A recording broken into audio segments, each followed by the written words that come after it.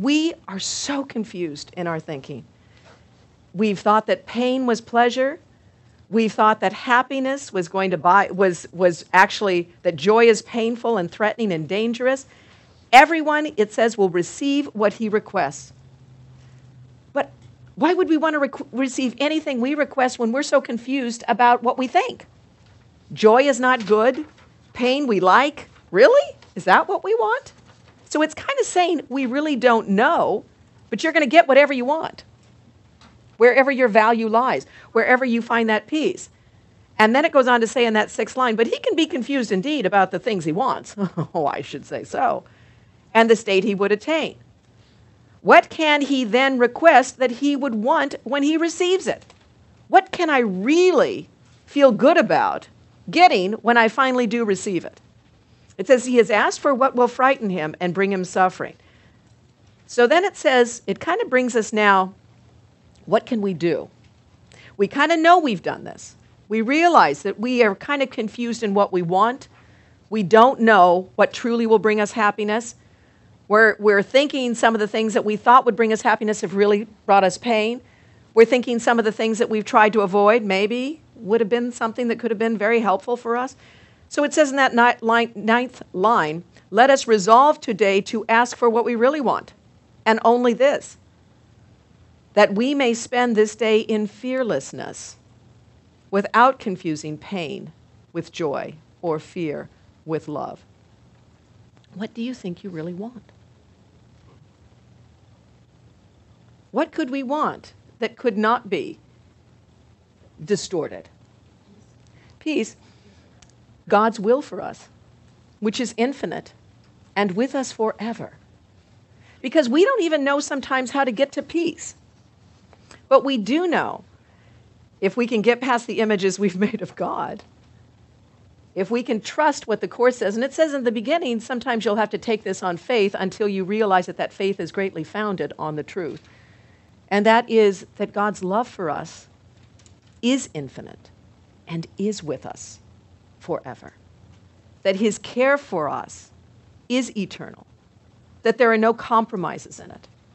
And that's hard for us because we equate everything from our perspective. Just like man in the very beginning of civilization, he looked at everything from his perspective, his limited perspective. And we have too, but you know what? We've developed quite a bit. Like I said, I'm not darning socks by candlelight anymore.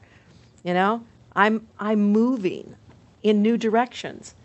I'm allowing these things into my mind. I'm becoming more mindful of where my thoughts go and what choices I make during the day. Am I always good at every choice? No.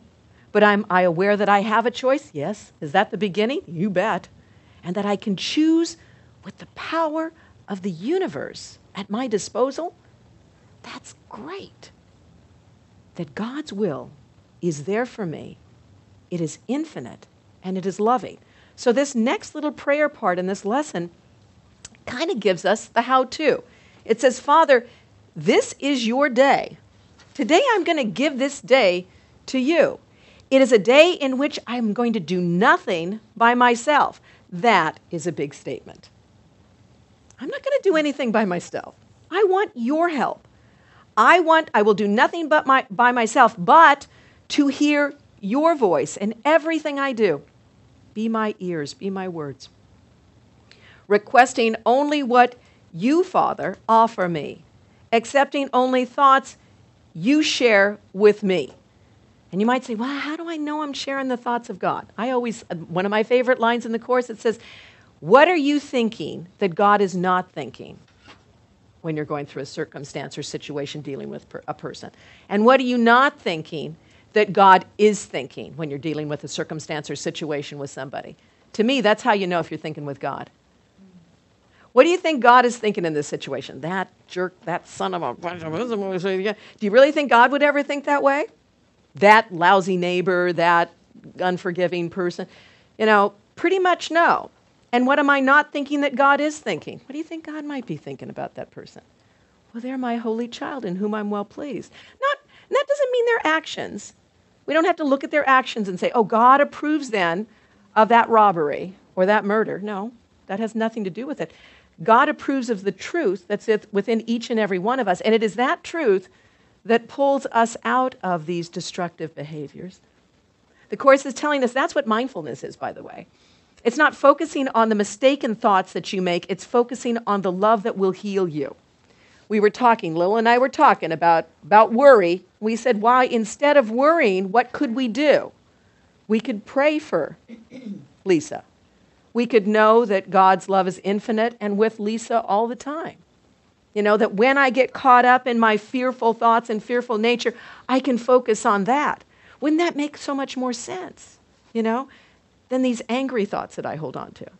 And even if you don't want to give that person a break right now, sometimes we're just mad at somebody, and you know that God isn't mad at them, but you are.